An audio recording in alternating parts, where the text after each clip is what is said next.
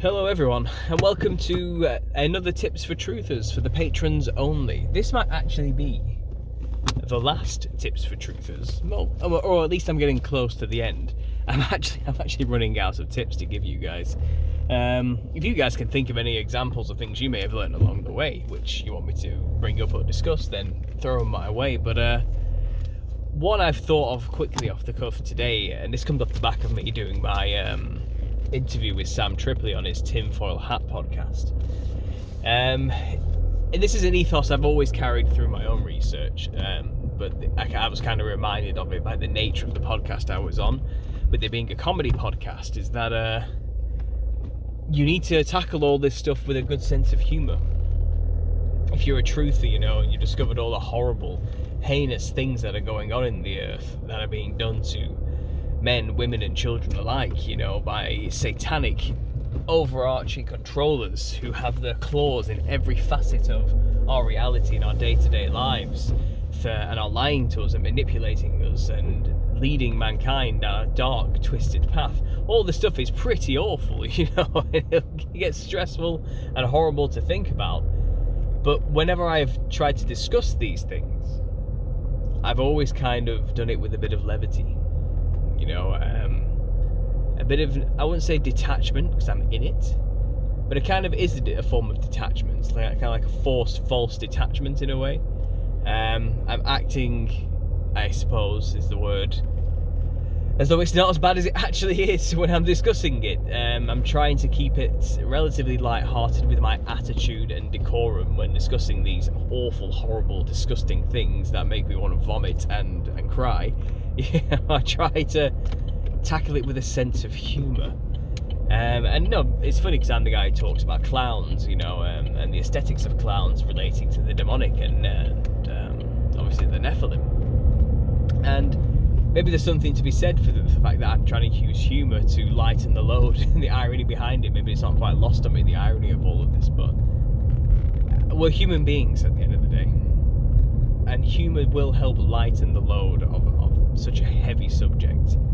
And it's one way of kind of keeping your sanity throughout all of this. There's kind of that famous phrase we've all heard before, isn't it? If I don't laugh about this, I'll probably just cry. And there is a fine laughter between crying. A fine line between laughter and crying. But like I said, if you don't laugh about something, you will end up just breaking down in tears. So let's choose the better option for our heart, mind and soul, and let's do it all in laughter. And I suppose in a way, as horrible as it all is, and as physically brutal the kind of mental and physical torture mankind is under, in the grand scheme of things, in a spiritual sense, God is in control, and it is all kind of funny to watch the enemy attempt to change their fate.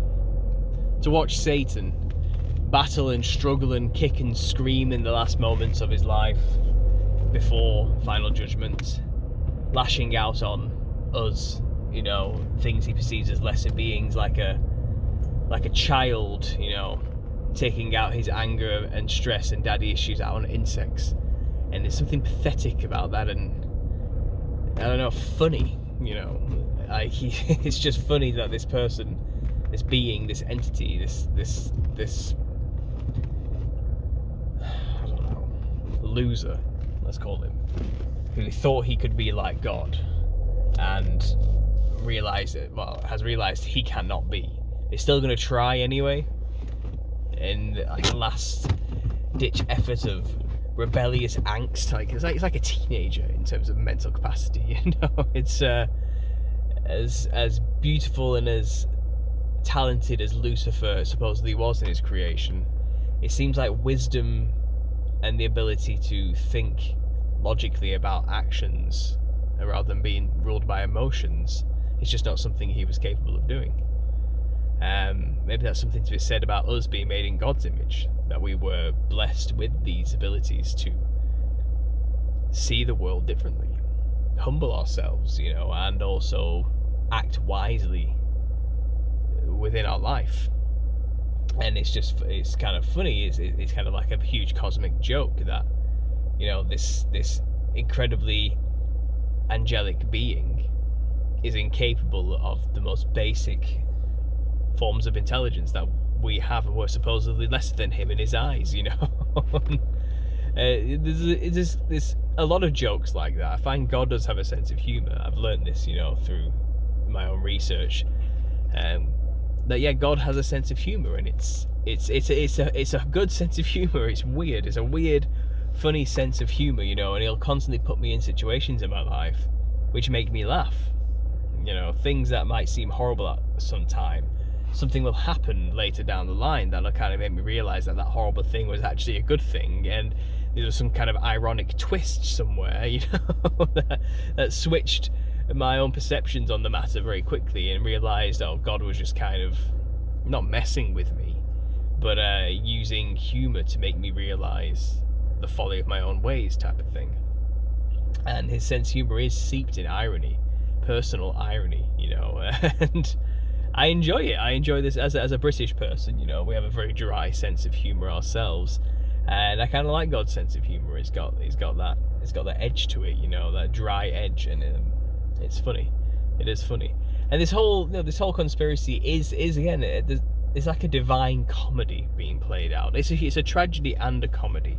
There's like for as much as the horror that is happening, there's a lot of funny things happening as well that just make you stop and go, oh, you've got to be joking, right? And that's how we act, you know. And there's this whole clown world aspect to the conspiracy that is discussed quite a lot, which is prevalent to my own work. But a lot of people basically describe that the world Lucifer and the devil is creating, and his minions and the people who follow him, the world they're creating is so ludicrous that it makes you stop and say, is this a joke? You know. And I think that's funny. I think that again that it's funny that they're also incredibly blind to the way they actually look as well. You know, they quite unironically don't hear themselves say these ridiculous things and these ridiculous excuse me, I had a bit of a coughing fit there and I had to pause it. But yeah, what I was saying is it's ironic that they can't see themselves and how insane they actually sound. They are unironically saying these ludicrous things in terms of, like I said, policies and ideologies, you know, and about the way they want the world to work, you know. Pronouns is a good example of this, just off the top of my head, and the amount that they actually have, and how they're always fighting each other and eating each other alive. Trying to fight over who's the more oppressed class, type of thing, you know, the multicoloured collective, I like to call them. But it's just funny, like it's kind of like watching clowns perform in a circus, you know. It really is that insane. And as somebody, you know, who is saved and it has been blessed to be able to see what's going on and the bigger picture, I can't help but sometimes just feel like, you know, just take a step back and laugh at the situation, you know. It's all in God's hands at the end of the day. He's in control. And, you know, we have responsibilities, of course, to save more people and to do the best we can in this world to make it better for other people, you know. But at the same time, it's like, we're not going to save the world ourselves, so why not just take a step back and watch God perform his humorous act to end it all, you know, in a way. Let's just enjoy it, and also try to enjoy our lives that we've been blessed to have, with the ability to not be enslaved by ideologies and evil people, because we see, we're free, you know, our eyes are open, and we're not whim to things that are outside of our control, and subliminal messaging anymore. All that type of stuff we're free from it, and we can now live a life that's abundant and happy and free, and with a sense of levity. Everything doesn't have to be doom and gloom for us anymore. We're saved, you know. And I guess that's why I'm saying this, you know. If you're going to go into the conspiracy world and start researching, you're going to very quickly get depressed if you don't keep yourself laughing, you know, trying to see the humour in all of this in some way. And I know it's hard. I understand this. The stuff that these people do is bad, really bad. It's heinous. Okay, I do, and I'm not saying let's laugh at that, but there are moments where they they fumble, they slip, and they have moments of just unironic idiocy and the inability to recognize their own hubris. That is humorous. You know, those moments will happen, and they do happen, and let's just enjoy those moments and try to, when you discuss these things with friends and family, try and keep it light-hearted. Try and make jokes along the way. You know, I find people are more receptive to listen to these terrifying things if you do it with a bit of a stand-up comedian rhythm and style. You know, people will listen more receptive if to hear the negative things if it's given to them in like a positive way. I know it's weird, and that's just how people are, and I wish it wasn't like that, to be honest. I wish people would just take the information as it was, but people are complicated. We're funny creatures, you know. So I think it's a sound advice. Like I said, this might be the last piece of advice I can give anybody, but if you're going to, you know, research conspiracy, try and do it with a sense of humor.